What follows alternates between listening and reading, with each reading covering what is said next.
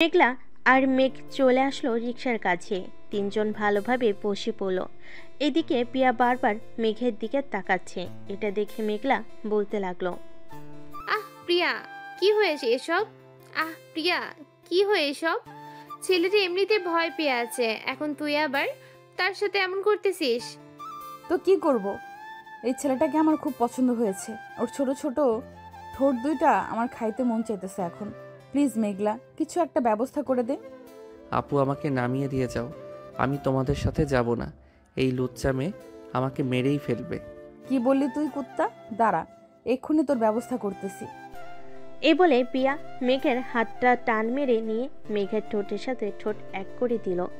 এইদিকে মেঘলা কি করবে বুঝতে পারছে না। প্রায় 5 মিনিট পর পিয়া মেঘকে ছেড়ে দিল।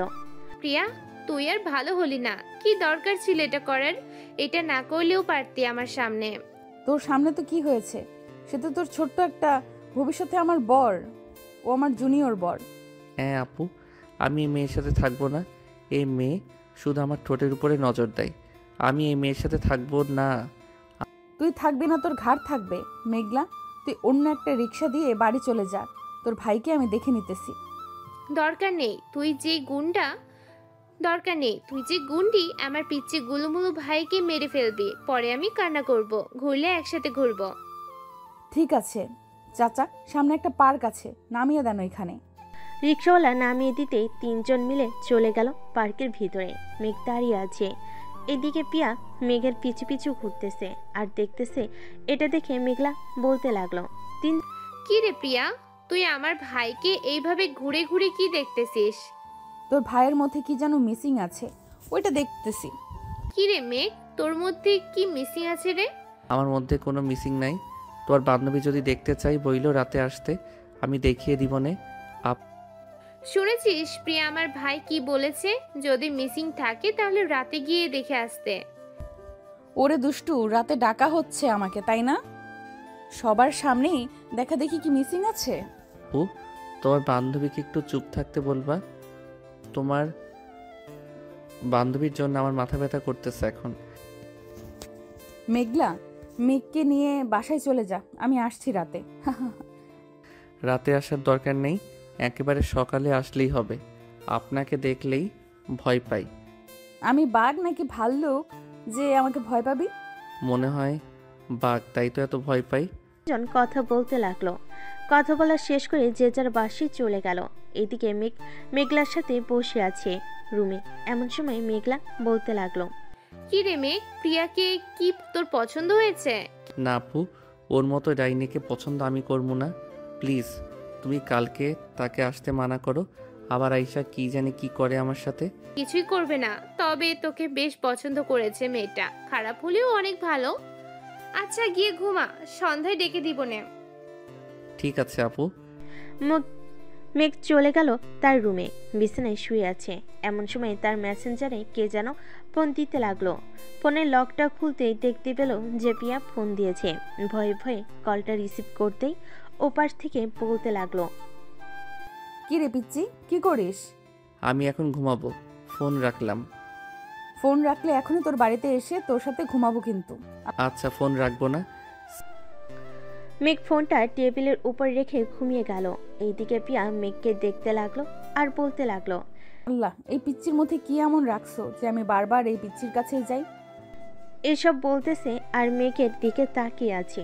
বেশ কিছুক্ষণ পর মেঘলা আসলো মেঘের রুমে। এসে দেখে পিয়া মেঘকে দেখতেছে। এটা দেখে মেঘলা বলতে লাগলো, আচ্ছা, তুই কি আমার ভাইটাকে এখনো খেয়ে ফেলবি নাকি? তুই শর্ত সামনে থেকে। তোর ভাইকে অনেক ভালোবেসে ফেলেছি, না দেখলে কেমন জানি লাগে।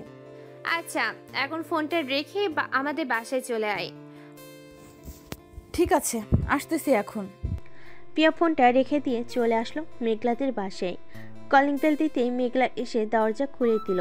দুজন বসে আছে সোফায়। এমন সময় মেঘলার আম্মু আসলো আর বলতে লাগলো, মেঘলা, এটা কে রে? আম্মু, এটাই সেই মেয়ে তোমার ছেলেকে পছন্দ করে। তোমার পছন্দ হয়েছে তো? পছন্দ হবে না কেন? সবকিছুই তো ঠিকঠাক আছে। কিন্তু আম্মু, প্রিয়া তো মেঘের থেকে 5 বছরের বড়। সমাজ তো জানোই কি বলে। মেঘলা, আমি সমাজকে মানি না, কারণ মেঘ আর প্রিয়া সংসার করবে। এই সমাজ তো এসে তাদের সাথে সংসার করবে না, তাই না? তা ঠিক বলেছ। প্রিয়া, ওই রুমে মেঘ আছে, তুই যা। পিয়া চলে গেল মেঘের রুমে, গিয়ে দেখে মেঘ ঘুমাচ্ছে এখনো। পিয়া দরজাটা লাগিয়ে দিয়ে মেঘকে জড়িয়ে ধরে শুয়ে পড়ল। এইদিকে মেঘ ঘুমের মধ্যে পিয়াকে জড়িয়ে ধরে বলতেছে, সিনিয়র আপুর ভালোবাসা অন্যরকম, সব সময় আদর আর আদর পাবো। আহ কি শান্তি না লাগবে। ও আচ্ছা, পিচ্চি ছেলের মাথায় এই বুদ্ধি ঘুরতেছে। এখন ঘুমাও, ঘুম থেকে উঠলে আদর করব তোমাকে আবার। এই বলে পিয়াও মেঘকে জড়িয়ে ধরে ঘুমিয়ে পড়ল। সন্ধ্যা 7টায় মেঘের ঘুম ভাঙতেই দেখতে পেল পিয়া চিৎপাটাং হয়ে ঘুমিয়ে আছে। এটা দেখে মেঘ আস্তে আস্তে পিয়ার ঠোঁটের সাথে তার ঠোঁট যে এক করতে যাবে, এমন সময় পিয়ার ঘুমটা ভেঙে গেল। মেঘকে ধাক্কা দিয়ে ফেলে দিল নিচে। ও মা গো, আমাকে বাঁচাও গো। এই চুপ চুপ, সরি, আমি বুঝতে পারি নাই তুই যে ছিলি। আমি ভাবছিলাম অন্য কেউ। আয় আমার কাছে আয়, যত পারিস চুমু খা, কিছুই বলবো না, তবুও কান্না করিস না। আচ্ছা, কান্না করব না, তবে চুমু খাওয়ার সময় কিন্তু কামড় দিবে না। আমি যত পারি কামড় দিব। ঠিক আছে, কামড় দিস, তবে আস্তে কামড় দিবি, এই বলে দিলাম। মেঘ আস্তে আস্তে পিয়ার ঠোঁটের সাথে তার ঠোঁট জোড়া এক করে চুষতে লাগলো। আস্তে আস্তে চুষতে এসে আর কামড় দিতেছে। বেশ কিছুক্ষণ পর মেঘ জোরে একটা কামড়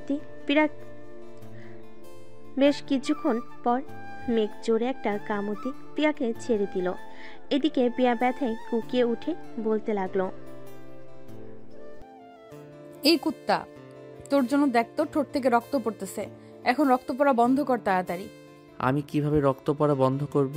আমি তো জানি না ঠোঁটের রক্ত পড়া বন্ধ করে কিভাবে। মেঘ পিয়ার কাছে আসতেই পিয়া আবারও মেঘের ঠোঁটের সাথে তার ঠোঁট এক করে দিল।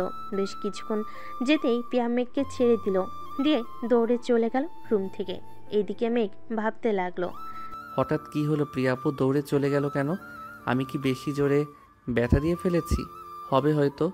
যাই হোক, ঠোঁটগুলো সত্যি অনেক মজার ছিল, আর একটু খেতে পারলে ভালো হতো। মেঘ এইসব ভাবতে ভাবতে চলে গেল ওয়াশরুমে। ফ্রেশ হয়ে নিচে যেতে দেখতে পেল মেঘলা এবং তার আম্মু বসে আছে। মেঘ যেতেই মেঘলা কানে কানে বলতে লাগলো, আদর করেছে তো সিনিয়র আপু? না করে নাই, বলেছিলাম করার জন্য, কিন্তু করলো না তো। আচ্ছা আপু, তোমার বান্ধবী কখন এসেছে আমাদের বাসায়? এই তো 3টার সময় এসেছে। কেন, কি হয়েছে? না, তেমন কিছু হয় নাই, তবে তোমার বান্ধবী যেইভাবে ঘুমায় একাই একটা খাট লাগে। এই দেখো কিভাবে ঘুমাইছে। এই বলে মেঘ তার ফোন থেকে ছবি বের করে দেখাতে লাগলো। ছবিগুলো দেখে মেঘলা হাসবে নাকি কান্না করবে বুঝতে পারছে না। তার সামনে আম্মু বসা, তাই হাসতেও পারছে না। ওরে বলদ ভাই আমার, এটা তোর বউ, তাকে এইভাবে দেখাচ্ছিস, তোর শরম করে না? আমার শরম করবে কেন? এটা তোমার বান্ধবী, আমি তোমার কাছে দেখতেই পারি, তাই না? তা দেখাতে পারিস, তবে এইভাবে দেখাবে আমি ভাবতে পারি নাই।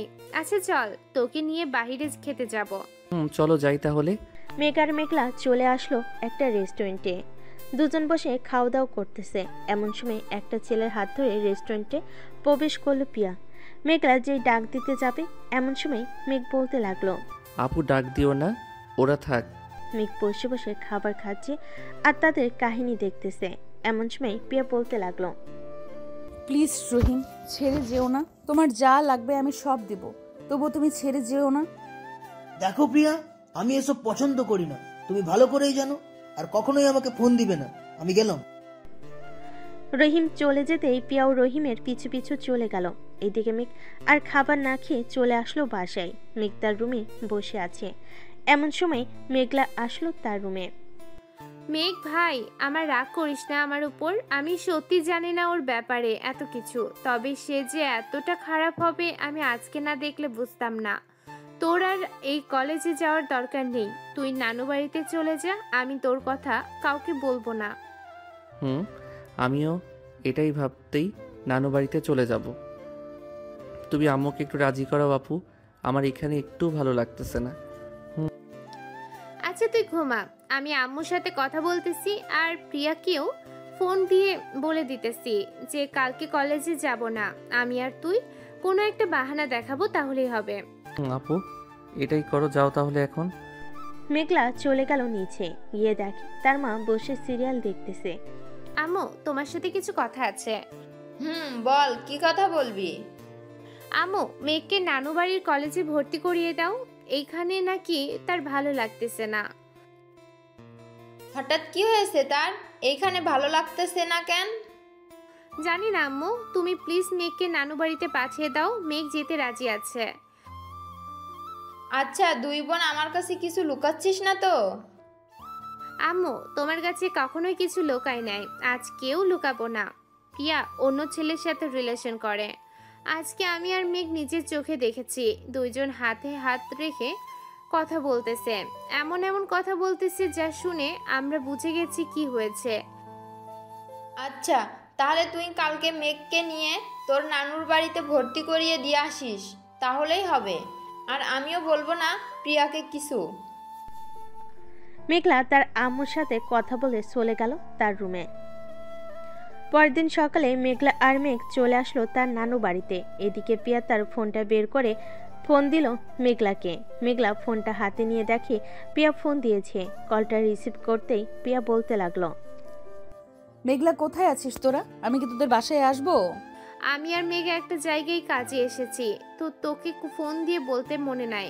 আজকে আর কলেজে যাব না, কালকে যাব। ও আচ্ছা, মেয়েকে একবার ফোন দিতে বলিস তো, ওর সাথে কথা না বললে কেমন যেন লাগে। আচ্ছা, বলবো নে, এখন রাখলাম। মেঘলা ফোনটা কেটে দিল। দীর্ঘ 5 ঘন্টা গাড়ি চালানোর পর মেঘলা আর মেঘ চলে আসলো তাদের নানু বাড়িতে। মেঘলা আর মেঘকে দেখে সবাই খুশি। বড় মামা কেমন আছো? আলহামদুলিল্লাহ ভালো আছি। তুই কেমন আছিস মেঘ? আমি আলহামদুলিল্লাহ ভালো আছি। মেঘ আর মেঘলা সবার সাথে কথা বলে চলে আসলো বাহিরে। মেঘ চল, তোকে কলেজে ভর্তি করিয়ে দিয়ে আসি। না আপু, আমি কলেজে ভর্তি হব না। আমি আব্বুর অফিস দেখাশোনা করব এখন থেকে। তুমি বাড়িতে চলে যাও। তাহলে তুই আর পড়ালেখা করবি না নাকি? যদি মন চায় তাহলে আমি ওই কলেজে যাব। তুমি বাড়িতে চলে যাও, আর আমার কথা কিন্তু কাউকে বলবে না। আমি একা থাকতে চাই কিছুটা সময়। ঠিক আছে, তুই থাক একা, যখন মন চাইবে বাড়িতে চলে আসিস। কি? মেঘলা বিদায় নিয়ে চলে গেল ঢাকায়। এদিকে মেঘ তার মামার সাথে চলে আসলো তাদের অফিসে। অফিসটা গ্রামে থাকায় মেঘের বড় মামা অফিসটা দেখাশোনা করে। মেঘ, আজ থেকে তুমি অফিসটা দেখাশোনা করবে। যতদিন এই বাড়িতে আছো তুমি ততদিন দেখাশোনা করবে, আর আমি রেস্ট করব। ঠিক আছে মামা, আপনি যেটা বলবেন এটাই হবে। মেঘের বড় মামা সবকিছু বুঝিয়ে দিতে লাগলো মেঘকে। সবকিছু বুঝিয়ে দেওয়া শেষ হতেই মেঘ আস্তে আস্তে কাজ করতে লাগলো। কাজ শেষ করে সন্ধ্যায় চলে আসলো বাসায়। রাতে খাওয়া দাওয়া করে সাথে বসে আছে, এমন সময় তার মামাতো বোন আসলো। মেঘকে দেখে বলতে লাগলো, কি রে মেঘ, হঠাৎ এইখানে আসলি, আবার রাতের বেলা অন্ধকারে বসে আছিস এইখানে? কোনো কিছু হয়েছে নাকি বাসায়? না রাইস আপু, বাসায় কিছুই হয় নাই, আমি এমনিতেই চলে এসেছি। দেখ মেঘ, তোর সাথে ছোট থেকে আমি বড় হয়েছি, আমি এখন সব কিছুই বুঝি জানি, তাই আমার কাছে বলতে পারিস, আমি কাউকে বলবো না। আসলে একটা সিনিয়র আপুকে ভালোবেসে ফেলেছি, কিন্তু ওই আপুটাও আমাকে ভালোবাসতো। কিন্তু কালকে যেটা দেখলাম এটা আর বলে বোঝাতে পারবো না। সে আমাকে ভালোবাসে নাই, অন্য একজনকে ভালোবাসে। ওহ আচ্ছা, এখন বুঝলাম তোর কষ্টের কথা। শোন, আমরা চোখে যা দেখি মাঝে মধ্যে ওইটা ভুলও হতে পারে, কানে যা শুনি এটাও ভুল হতে পারে, আবার কখনো কখনো সত্যিও হতে পারে। এসব নিয়ে চিন্তা করিস না, এখন গিয়ে ঘুমা। মেঘ আর কিছু না বলে চলে গেল তার রুমে। বিছানায় শুয়ে আছে মেঘ। এমন সময় তার ফোনটা বেজে উঠল। তাকিয়ে দেখে তার আপু ফোন দিয়েছে। কলটা রিসিভ করতেই ও পাশ থেকে বলতে লাগলো, এখনো ঘুমাস নাই তুই? রাত তো অনেক হয়েছে, তাড়াতাড়ি ঘুমিয়ে পড়। আপু, এখনই ঘুমিয়ে যাব। রাখলাম তাহলে আমি। মেঘ ফোনটা রেখে দিয়ে ঘুমিয়ে পড়ল। পরের দিন সকালে মেঘ সবার আগে উঠে ব্রাশ করতে করতে চলে গেল ছাদে। সকালে সূর্য ওঠা দেখলো মেঘ। এই প্রথম গ্রামে এসে বেশ ভালোই লাগছে তার। মনটা ফুরফুরে লাগতেছে। মেঘ ফ্রেশ হয়ে নিচে এসে রেডি হয়ে বসে আছে। এমন সময় তার বড় মামা এসে বলতে লাগলো, মেঘ অফিসে যাবে নাকি? মামা অফিসে যাব কেন, কিছু বলবে নাকি? বলতাম ইসাকে একটু তোর সাথে নিয়ে যা। সে সারাদিন একা বাসায় থাকে, অফিসে থাকলে সেও তোকে কিছু সাহায্য করলো, তোর কাছে একটু হেল্প হয়ে গেল। ঠিক আছে মামা, রাইসা রেডি হয়ে আয়, তোকে দিয়ে আবার যাইতে হবে।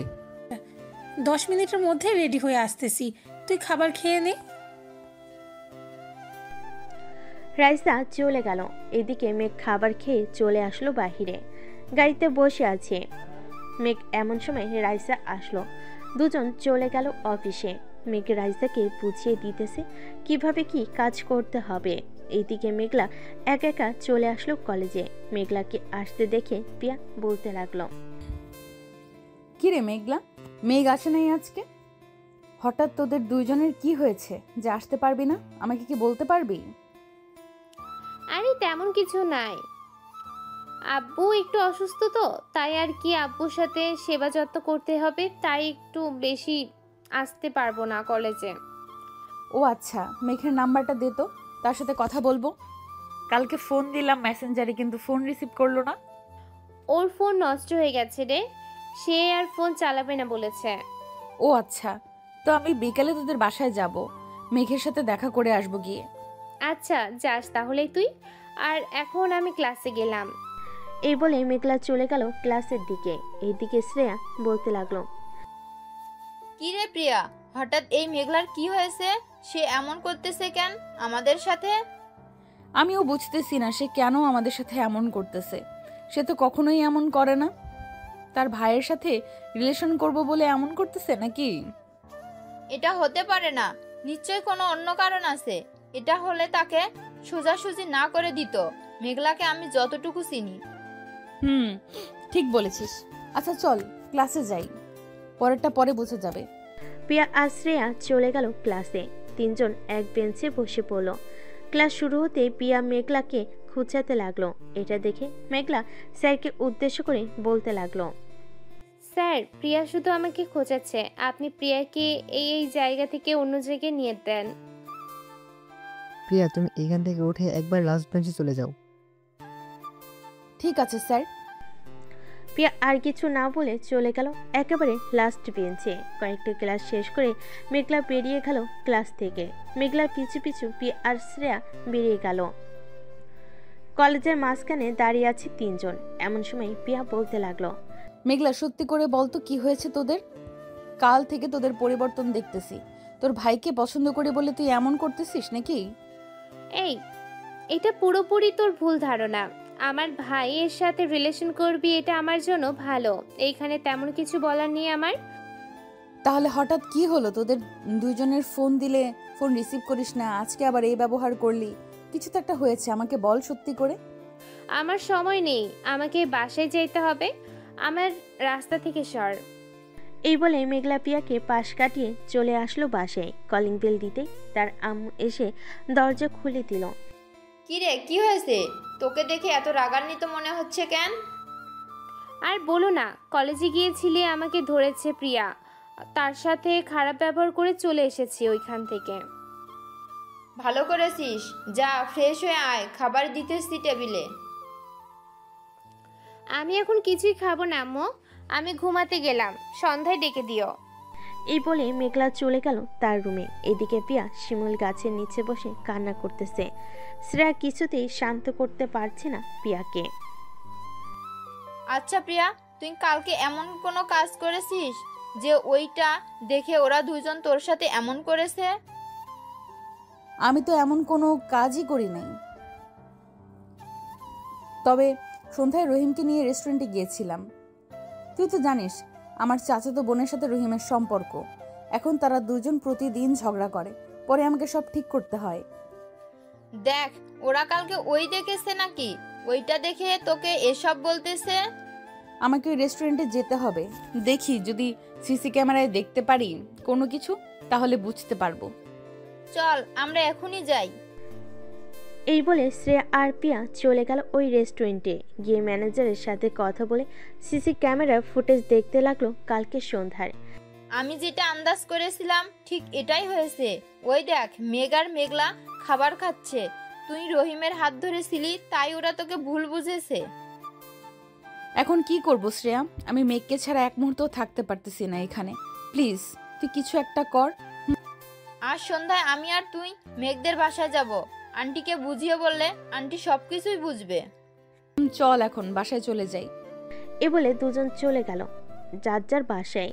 সন্ধ্যায় মেঘলা ঘুম থেকে উঠে চা খাচ্ছে, সোফায় বসে আর টিভি দেখতেছে। এমন সময় কলিং বেল বেজে উঠল। মেঘলা গিয়ে দরজা খুলতেই দেখতে পেল শ্রেয়া আর পিয়া দাঁড়িয়ে আছে। তাদের দেখে বলতে লাগলো, তোরা আমাকে না জানিয়ে আমার বাসায় এসেছিস কেন? দেখ মেঘলা, আমি বুঝতে পেরেছি তুই আর মেঘ আমার সাথে খারাপ ব্যবহার করতেছিস কেন। কালকে রেস্টুরেন্টে যেটা দেখেছিস এটা একটা ভুল। দেখ প্রিয়া, আমি রিলেশন করি না বলে আমাকে কিছু বোঝাতে আসিস না। আমি সব কিছুই বুঝি। সব জেনে শুনে আমি আমার ভাইকে কখনোই তোর হাতে তুলে দিব না। তুই অন্যজনের সাথে রিলেশন করিস এটা আমাকে আগে বললেই হতো। আমি মেয়েকে বারণ করে দিতাম তোর সাথে যাতে কথা না বলে। মাঝখান দিয়ে তুই আমার অবুঝ ভাইটাকে কষ্ট দিলি। আমি যা বলতেছি সব সত্যি বলতেছি মেঘলা। তুই বিশ্বাস না করলে আমার সাথে চল, তোকে দেখাবো সবকিছুই। আমাকে দেখাতে হবে না কিছুই। প্লিজ তোরা এই বাড়িতে আর কখনোই আসিস না বা আমাদের সাথে যোগাযোগও করিস না। মেঘলা, এখন কিন্তু খারাপ হয়ে যাচ্ছে। আমরা তোর বান্ধবী, আমাদেরকে এইভাবে অপমান করতে পারিস না। করার দরকার আছে তাই করতেছি। তোরা চলে যা এখান থেকে। এই বলে মেঘলা দরজাটা লাগিয়ে দিল। এদিকে পিয়া আর শ্রেয়া চলে গেল তাদের বাসায়। 2 মাস পর পিয়া পুরোপুরিভাবে চেঞ্জ হয়ে গেছে। কারোর সাথে প্রয়োজন ছাড়া কথা বলে না, কলেজেও যায় না, চোখের নিচে কালি পড়ে গেছে। এইদিকে মেঘ পিয়াকেও ভুলতে শুরু করে দিয়েছে। মেঘ তার নানু বাড়ি থেকে আজকে তাদের নিজের বাসায় যাচ্ছে। বিকেলে চলে আসলো মেঘ তাদের বাসায়। রুমে বসে আছে, এমন সময় মেঘলা আসলো। কি রে মেঘ, নানু বাড়িতে গিয়ে দেখি পুরাই চেঞ্জ হয়ে আসলি। চল আজকে একটু ঘুরতে যাবো পার্কে। ঘরে আর ভালো লাগতেছে না। কেন, তোমার বান্ধবীরা কোথায়? তাদের সাথে ঘুরতে যাও না নাকি? প্রিয়ার সাথে তো কথা বলা একেবারে বন্ধ করে দিয়েছি। বলতে গেলে বোঝা যায় সে আমার ভাইকে ঠকাবে। আমি তাকে ছেড়ে দিব নাকি? এই না হলে আমার সিনিয়র বোন। এখন চলো যাই তাহলে। মেঘ আর মেঘলা একটা রিক্সা নিয়ে চলে আসলো পার্কে। দুজন বসে আছে। এমন সময় মেঘ দেখতে পেল সেই ছেলেটা অন্য একটা মেয়ে নিয়ে বসে আছে। এটা দেখে মেঘ বলতে লাগলো, আপু, ওই দেখো ছেলেটা, আমরা যাকে প্রিয়ার সাথে রেস্টুরেন্টে দেখেছিলাম, এখন তো দেখি সে অন্য একটা মেয়ে নিয়ে বসে আছে। চল তো আমার সাথে ওইখানে যাই। এরপর ভালোভাবে জিজ্ঞেস করব সে কেন প্রিয়াকে ছেড়ে দিয়ে এইখানে অন্য মেয়ে নিয়ে বসে আছে কেন। চলো।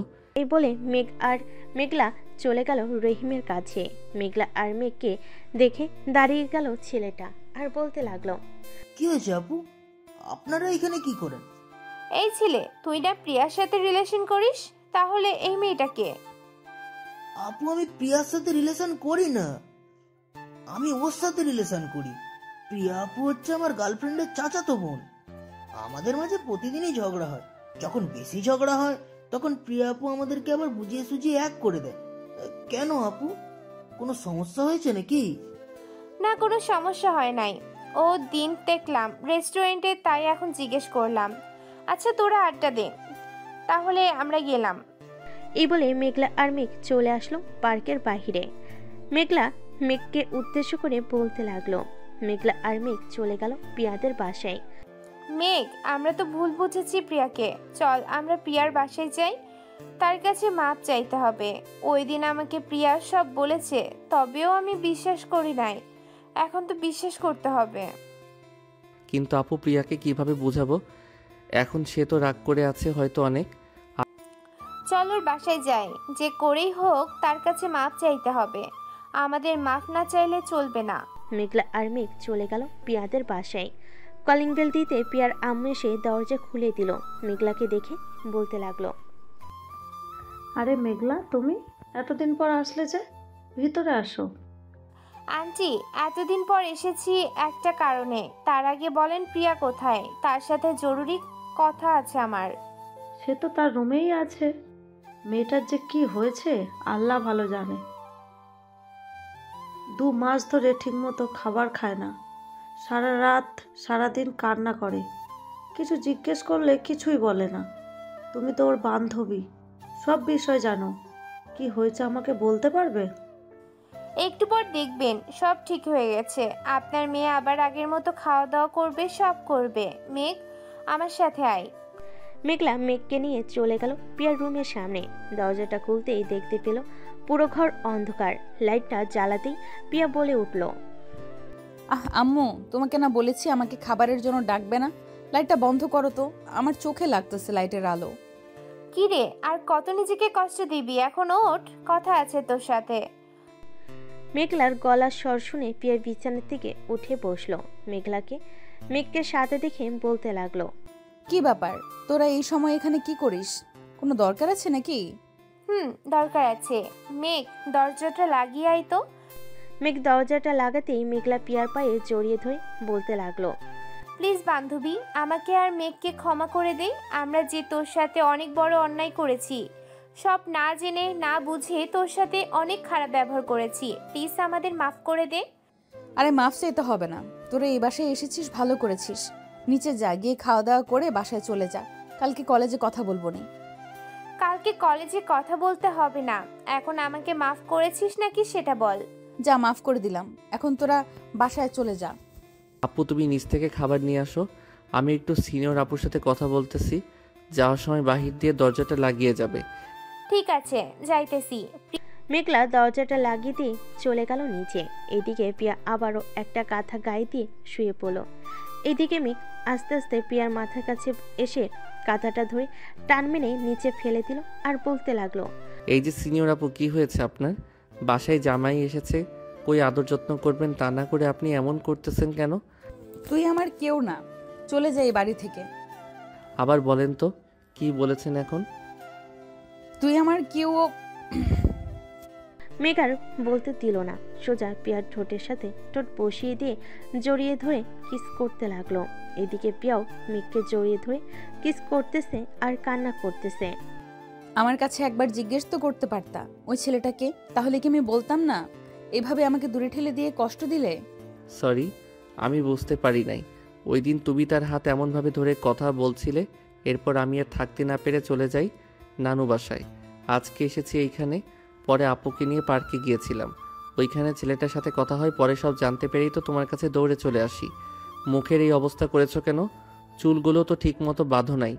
যাও, ফ্রেশ হয়ে আসো আগে, এরপর খাবে। প্রিয়া চলে গেল ওয়াশরুমে। এদিকে মেঘ বসে বসে প্রিয়ার ফোনটা দেখতেছে। বেশ কিছুক্ষণ পর মেঘলা আসলো খাবার নিয়ে। প্রিয়া, এই নে খাবারগুলো খেয়ে আমার সাথে আমাদের বাসায় চল। কয়েকদিন আমাদের বাসায় থাকবি। ঠিক আছে, চলো। প্রিয়া খাওয়া দাওয়া করে একটা লাগেজে তার কাপড় চোপড় নিয়ে চলে গেল নিচে। প্রিয়ার হাতে লাগেজ দেখে তার আম্মু বলতে লাগলো, কি রে প্রিয়া, কোথায় যাইতেছিস? আম্মু, তোমার মেয়ের জামাই বাড়িতে যাইতেছি।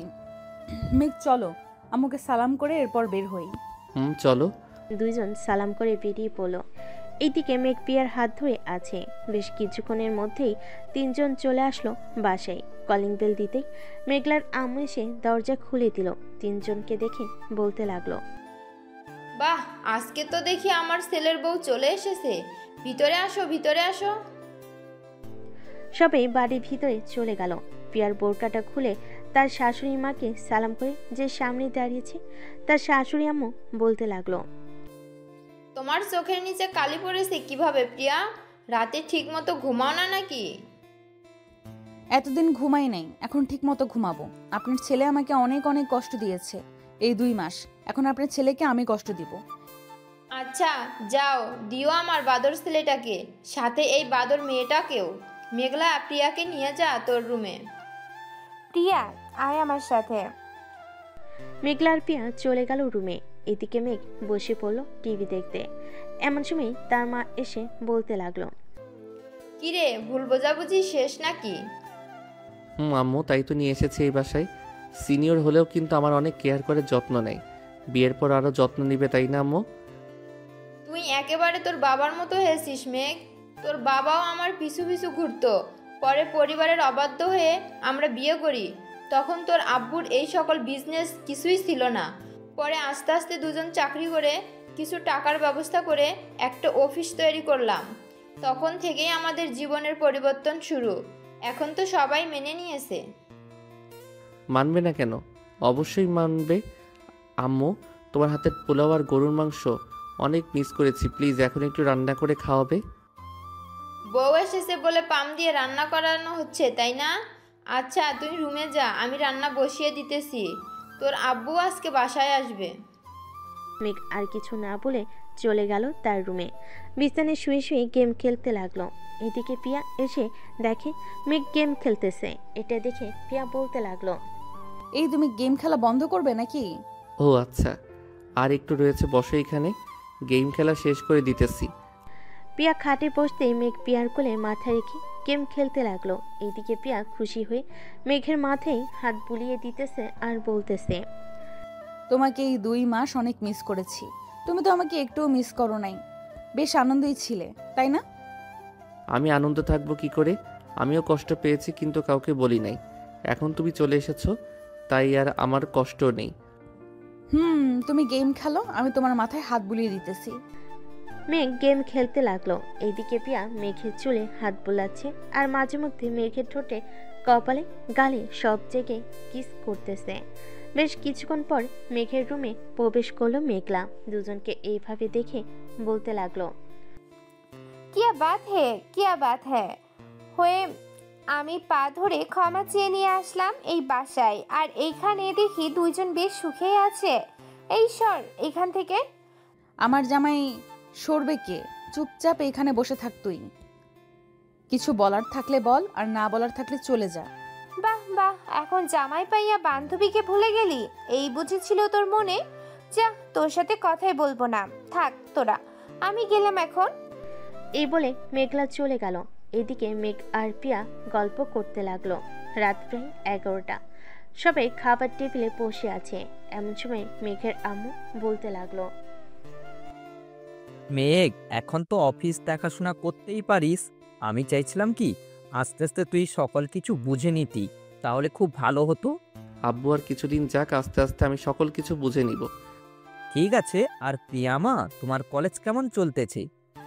এই তো শ্বশুরাব্বা, ভালোই চলতেছে। তুমি খাবার খাও তো, আমি তোমাকে পরে বলতেছি কি হয়েছে। তাড়াতাড়ি খাওয়া দাওয়া শেষ করো। সবাই খাওয়া দাওয়া করে বসে রইল। এদিকে মেঘলার আম্মু বলতে লাগলো, প্রিয়াকে আমার ছেলের বউ করে আনতে চাই। প্রিয়াকে আমার ছেলের অনেক পছন্দ হয়েছে। তা না হয় বুঝলাম, কিন্তু মেঘ তো এখনো ছোট। আইসে ছোট বলতে, আজকে বিয়ে দিয়ে দেন, কালকে দেখবেন 3 বাচ্চার বাপ হয়ে গেছে। এটা বলেই পিয়া দিল জিহ্বায় কামড়। কি থেকে কি বলে ফেলেছে। পিয়ার কথা শুনে সবাই জোরে হাসতে লাগলো। হাসাহাসি শেষ করে সবাই চলে গেল ঘুমাতে। এদিকে পিয়া মেঘলার সাথে শুয়ে আছে। এপাশ ওপাশ করতেছে দেখে মেঘলা বলতে লাগলো, এই রুমে ভালো না লাগলে মেঘের রুমে যা। তোর খাট নাড়াচড়ার কারণে আমি ঘুমাতে পারছি না। আমি তো এতক্ষণ এটাই শুনতে চাইছিলাম তোর মুখ থেকে। যাক, এখন তুই বলে দিয়েছিস, এখন গেলাম আমি। থাকলি বান্ধবী একটা, যা। পিয়া চলে গেল মেঘের রুমে। গিয়ে দেখে মেঘ এখনো গেম খেলতেছে। এটা দেখে পিয়া খপ করে মেঘের হাত থেকে ফোনটা নিয়ে বন্ধ করে দিয়ে বলতে লাগলো, আর যদি কখনোই দেখি গেম খেলতে তোমাকে, ওই দিন বুঝবে আমি প্রিয়ার কি জিনিস। এখন চুপচাপ ঘুমাও। তুমি কি আমার পাশে ঘুমাবে নাকি? তোমার পাশে ঘুমাবো, তবে একটা কথা, আমাকে টাচ করতে পারবে না। চুপচাপ ঘুমাও। ঠিক আছে, আমি ঘুমালাম। এই বলে মেঘ ঘুমিয়ে গেল। এদিকে পিয়া আস্তে আস্তে মেঘের কাছে এসে মেঘকে তার বুকের সাথে জড়িয়ে ধরে ঘুমিয়ে পড়ল। পরের দিন সকালে মেঘ ঘুম থেকে উঠে দেখে তার পরনে শুধু প্যান্ট, শার্ট নেই শরীরে। এটা দেখে মেঘ বলতে লাগলো, আমার শার্ট কোথায়? তোমার শার্ট ওই যে রাতে ঘুমানোর সময় ডিস্টার্ব করছিল, তাই খুলে ফেলেছি। লুচ্চা মেয়ে কোথাকার, এখনো বিয়ে হয় নাই, এখনই আমার সব কিছু দেখতে চাই। যাও এখান থেকে। তবে রে, রাতে যে আমার ঠোঁটে কিস করেছিলি, সেটা তো মনে আছে নাকি? আমি আবার রাতে কখন কিস করলাম? ঘুমের মধ্যে যে কিস করেছিস তোর মনে নেই? না, মনে নেই। মেঘ আর পিয়া সংসার বলতেছে। এমন সময় তাদের রুমে প্রবেশ করলো মেঘলা। কিরে কলেজে যাবি না তোরা দুইজন? ঠিক না, আজকে কলেজে যাব না ভাবছি। তোরও যেতে হবে না আজকে। আছে, তোরা যখন যাবি না আমিও যাব না। আজকে 3 জন মিলে আড্ডা দিব। কি বলিস তোরা দুইজন? আচ্ছা যাও। প্রিয়া আর মেঘলা চলে গেল নিচে খাবার টেবিলে বসে আছে। এমন সময় মেঘলার আব্বু আসলো। কি ব্যাপার মেঘ আসে নাই? ফ্রেশ হয়ে আসতেছে, তোমরা খাবার খাওয়া শুরু করো। খা তাহলে। আর প্রিয়ামা, তোমার আব্বু আম্মুকে নিয়ে আইসো কালকে, তোমাদের বিয়েটা দিয়ে দিই।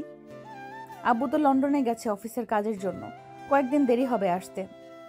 আব্বু আসলে না হয় বিয়ের কথাবার্তা বলা যাবে। ঠিক আছে, তোমাদের ইচ্ছা যেইভাবে বলবা ওইভাবেই তোমাদের বিয়ে দিব। মেঘ চলে আসলো নিচে। সবার সাথে খাওয়া দাওয়া করে মেঘ তার আব্বুর সাথে চলে যায় অফিসে। সবাই শোনো, আজ থেকে এই অফিস দেখাশোনা করবে আমার ছেলে মেঘ। তোমরা সবাই মেঘকে সব দিক দিয়ে সাহায্য করবে। সে যেটা বলবে, সে যেটা বুঝবে না সেটা দেখিয়ে দিবে তোমরা। ঠিক আছে স্যার, তবে কাল থেকে কি আপনি অফিসে আসবেন না? আমি তো অফিসে আসবো, যতদিন মেঘ না বুঝবে সব কিছু ততদিন আমাকে অফিসে আসতে হবে। সাদ্দাম চৌধুরী সবার সাথে কথা বলে মেঘকে নিয়ে চলে গেল তার কেবিনে। এক এক করে সকল কিছু বুঝিয়ে দিতেছে। বেশ কিছুক্ষণ বোঝানোর পর মেঘ সকল কিছু বুঝে গেল। আব্বু তুমি তাহলে বাসায় চলে যাও, আজকে আমি না হয় অফিসে আছি, যদি কোনো দরকার পড়ে তাহলে ফোন দিব তোমাকে। ঠিক আছে, আমি গেলাম তাহলে এখন। এ বলে সাদ্দাম চৌধুরী চলে গেল গাড়ি করে তার বাসায়। এদিকে মেঘ ঘুরে ঘুরে সব কিছু দেখতেছে। কাজ শেষ করে সন্ধ্যায় বাসায় ফিরল মেঘ। ফ্রেশ হয়ে এসে সবার সাথে নিচে বসে গল্প করতেছে। এমন সময় প্রিয়া বলতে লাগলো, আম্মু আব্বু আমি কালকে আমাদের বাসায় চলে যাব। আব্বু আসলে তখন তাদের নিয়ে আসব। তাহলে আমি কি করব বাসায় একা একা? ঠিক আছে আম্মু। সবাই রাতের খাবার খেয়ে যার যার রুমে চলে গেল। এদিকে মেঘ আর প্রিয়া বসে আছে একসাথে। এমন সময় প্রিয়া বলে উঠল, আচ্ছা মেঘ, আমার কি জিনিস ভালো তোমার কাছে? তোমার ওই ছোট ছোট জিনিস দুইটা আমার খুব ভালো লাগে, ধরতে দিবা একটু? দিব একটা গালে এখন। কুত্তা, নিজে একটা পিচ্চি লুচ্চা হয়ে আবার আমাকে বলে আমি নাকি লুচ্চা। তুমি তো লুচ্চাই, রাতে আমাকে না বলে আমার শার্ট খুলে ফেলো, আমার ঘুমের সুযোগ নিয়ে আরো কি কি জানি করছো আল্লাহ ভালো জানে। তোর টুনটুনিও দেখে ফেলেছি তুই যখন ঘুমিয়েছিলি। কি হায় আল্লাহ, এখন আমার কি হবে গো? আমার সব কিছু দেখে ফেলেছে এই মেয়ে, এখন আমাকে কেউ বিয়ে করবে না গো। কে কোথায় আছো গো? আমাকে বাঁচাও এই মেয়ের হাত থেকে। এই মেয়ে আমার সব কিছু দেখে ফেলেছে। আজকে রাতে তোর সব কিছু কেটে ফেলবো, দেখি তুই আব্বু ডাক কিভাবে শুনিস। এই বলে প্রিয়া মেঘকে ভয় দেখাতে লাগলো। এদিকে মেঘ তো ভয়ে কাচুমাচু হয়ে শুয়ে আছে। না তো পারতেছে ঘুমাইতে, না তো পারতেছে কিছু করতে। মেঘের এমন অবস্থা দেখে প্রিয়া মিটমিট করে হাসতেছে আর বলতেছে, এই পিচ্চি ছেলে, আমি তো মজা করেছি, তুমি সিরিয়াস নাও কেন? এখন ঘুমাও তো, অনেক রাত হয়েছে। সত্যি কিছু করবে না তো আমাকে? আরে বাবা, সত্যি কিছু করব না তোমার। তুমি চাইলে আমাকে জড়িয়ে ধরে ঘুমাইতে পারো। মেঘ প্রিয়াকে জড়িয়ে ধরে ঘুমিয়ে গেল। এদিকে প্রিয়া মেঘের মাথায় হাত বুলিয়ে দিতেছে আর মনে মনে বলতেছে, পিচ্চি ছেলে একটা, তোমাকে যে আমি কিভাবে বড় করব আল্লাহ ভালো জানে। তুমি নিজেই একটা বাচ্চা ছেলে, আমি যদি আর একটা বাচ্চা চাই তাহলে দিবে কিভাবে? এইসব ভাবতেছে প্রিয়া। দেখতে দেখতে সকাল হয়ে গেল। এদিকে প্রিয়া মেঘকে উঠিয়ে দুজন ফ্রেশ হয়ে অফিসের জন্য রেডি হয়ে চলে গেল নিচে। খাওয়া দাওয়া করে দুজন চলে গেল অফিসে। কেবিনে বসে আছে দুজন। এমন সময় ম্যানেজার আসলো। মেঘ, স্যার এইখানে একটা সাইন লাগবে। আমি দিলে হবে নাকি আব্বুর দিতে হবে? একজন দিলেই হবে, কারণ এখন তো আপনি অফিসের বস, তাই আপনি দেন। সাইন করে দিল। বেশ কিছুক্ষণ পর মেঘের পার্সোনাল পিএ আসলো। মেঘকে সালাম দিয়ে বলতে লাগলো, স্যার আমি আপনার পার্সোনাল পিএ, সাদ্দাম স্যার আমাকে রেখেছে। আপনার স্যারের কোনো পার্সোনাল পিএর দরকার নেই, আপনি অন্য কাজ করেন গিয়ে। স্যার আমি কি করব আমাকে বলেন, আমি করে দিচ্ছি। আপনি ম্যানেজারকে গিয়ে বলেন আপনাকে অন্য কাজ দিতে, উনি অন্য কাজ দিয়ে দিবে আপনাকে। ঠিক আছে স্যার। এটা চলে গেল। এদিকে মেঘ পিয়ার দিকে তাকিয়ে দেখে পিয়ার মুখ রাগে লাল হয়ে গেছে। এটা দেখে মেঘ বলতে লাগলো, কি হলো, এইভাবে মুখ লাল করে বসে আছো কেন? ওই তুই ওই মেয়ের সাথে কথা বলার সময় মেয়েটার দিকে ড্যাব ড্যাব করে তাকিয়েছিলি কেন? এটা বল আমাকে। আমি কি ওই মেয়ের থেকে দেখতে কম সুন্দরী নাকি? আরে তুমি অযথা রাগ করতেছো। তুমি ওই মেয়ের থেকে সুন্দর। তুমি এখানে সারাদিন থাকবে নাকি? না, এখন আমি আমাদের বাসায় চলে যাব। আম্মু ফোন দিয়েছিল, বলেছে আব্বু এসেছে, তাদেরকেও তো নিয়ে আসতে হবে, তাই না? তা তো আনতেই হবে। চলো তোমাকে বাসায় দিয়ে আসি, এরপর আমি এসে কাজ করব। তুমি কাজ করতে থাকো, আমি একাই চলে যেতে পারবো রিক্সা নিয়ে। চলো তোমাকে রিক্সায় উঠিয়ে দিয়ে আসি। এ বলে মেঘ পিয়াকে নিয়ে নিচে চলে আসলো। নিচে একটা রিক্সা ডেকে উঠিয়ে দিয়ে আবার চলে আসলো অফিসে। কাজ করতে করতে বিকাল হয়ে গেছে। মেঘ ম্যানেজারকে সব বুঝিয়ে দিয়ে চলে আসলো বাসায়। কলিং বেল দিতেই মেঘলা এসে দরজা খুলে দিল। কিরে, আজকে এত তাড়াতাড়ি চলে আসলি যে? অফিসে কাজ শেষ, তাই চলে এসেছি। ও আচ্ছা, ভিতরে আয় তাহলে। মেঘ ভিতরে চলে গেল। যে সিঁড়িতে উঠতে যাবে এমন সময় তার আপু ডাক দিয়ে বলতে লাগলো, মেঘ, এইদিকে আয়, তোর সাথে পরিচয় করিয়ে দিই ওনাকে। মেঘ যেতে তার আব্বু পরিচয় করিয়ে দিতে লাগলো। পরিচয় পর্ব শেষ হতে মেঘ চলে গেল রুমে। ফ্রেশ হয়ে বসে বসে ফোন টিপতেছে। এমন সময় পিয়ার মেসেজ আসলো। মেসেজে লেখা ছিল এমন, মেঘ, আমরা আসতেছি আব্বুকে নিয়ে। দোয়া করো যাতে আমাদের বিয়েতে আব্বু যাতে সম্মতি দেয়। ইনশাল্লাহ আমাদের দুজনের বিয়ে হবে, চিন্তা করো না।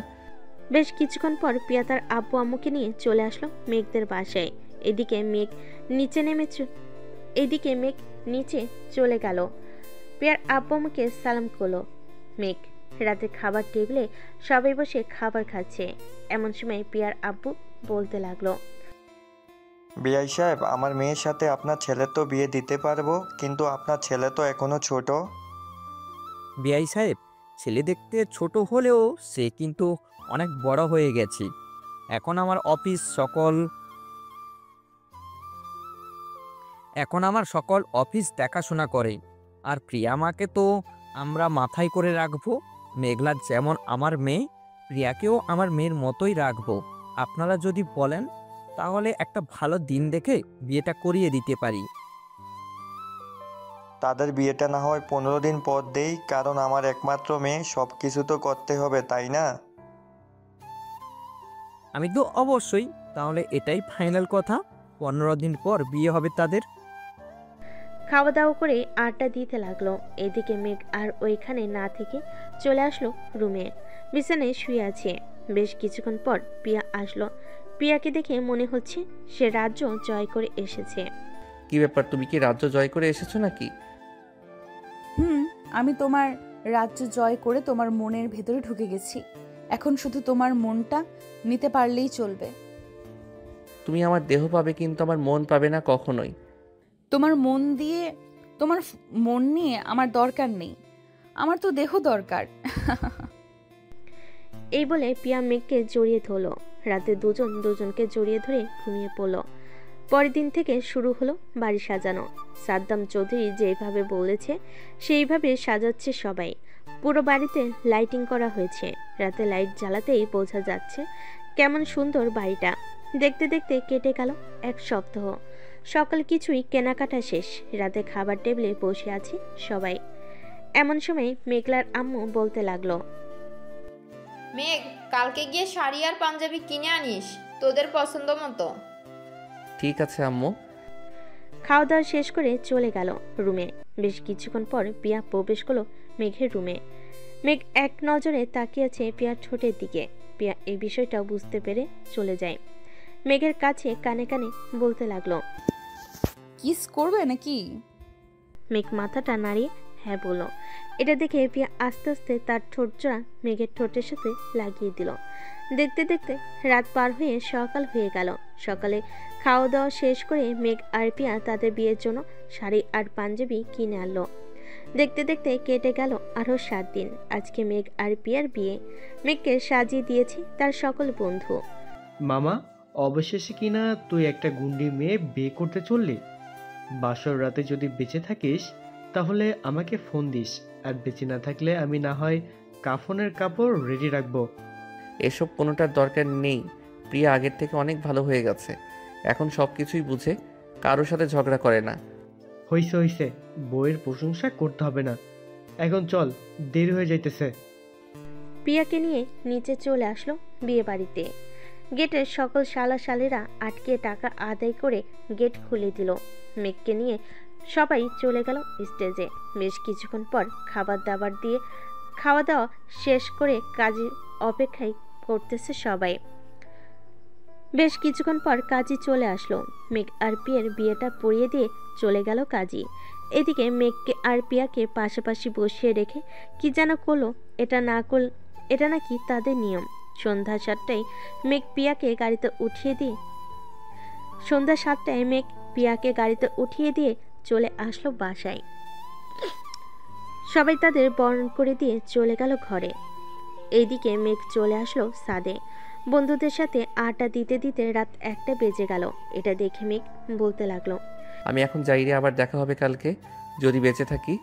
এ বলে মেঘ চলে আসলো বাসর ঘরের সামনে। এসে দেখে মেঘলা দাঁড়িয়ে আছে। মেঘলাকে দেখে বলতে লাগলো, কি হয়েছে আপু, এখানে দাঁড়িয়ে আছো কেন? 1 লক্ষ টাকা দিয়ে এরপর এইখান থেকে ঘুরে ঢুকবি, তা না হলে ঘরের চাবি পাবি না। এই নাও টাকা। মেঘ টাকা দিয়ে ঘরে ঢুকে পড়ল। ঘরে ঢুকতেই পিয়া মেঘকে সালাম দিয়ে ধাক্কা দিয়ে ফেলে দিল বিছানায়। মেঘের বুকের উপর উঠে বলতে লাগলো, এতক্ষণ লাগে ঘরে আসতে? বন্ধুরা আসতে দেয় নাই, এখন ওটা ব্যথা পাইতেছি তো। ঠিক ব্যথা তো পাবেই। আজকে সারা রাত আদর করতে হবে চান্দু। আদর না করলে তো তোমাকে ছাড়তেছি না। আছে, তাহলে এখনই আদর করা শুরু করি, কি বলো? করো, তোমাকে তো বাধা দেই নেই। সিনিয়র আপুকে বিয়ে করেছো দেখে সিনিয়র আপুকে আদর করে কতটা সুখ দিতে পারো। এ বলে পিয়া মেঘের বুকের উপর থেকে উঠে গেল। আস্তে আস্তে মেঘ পিয়ার ঠোঁটে লিপকিস করতেছে আর পিয়ার শাড়িটা খুলতেছে। লিপকিস করতে করতে শাড়িটা খুলে আস্তে আস্তে ব্লাউজের হুকগুলো খুলতে লাগলো। বাকিটা আপনার বুঝে নেন, আমি আর সামনে বাড়ালাম না। আজকের গল্পটা এখানেই সমাপ্ত করলাম। ধন্যবাদ সবাইকে।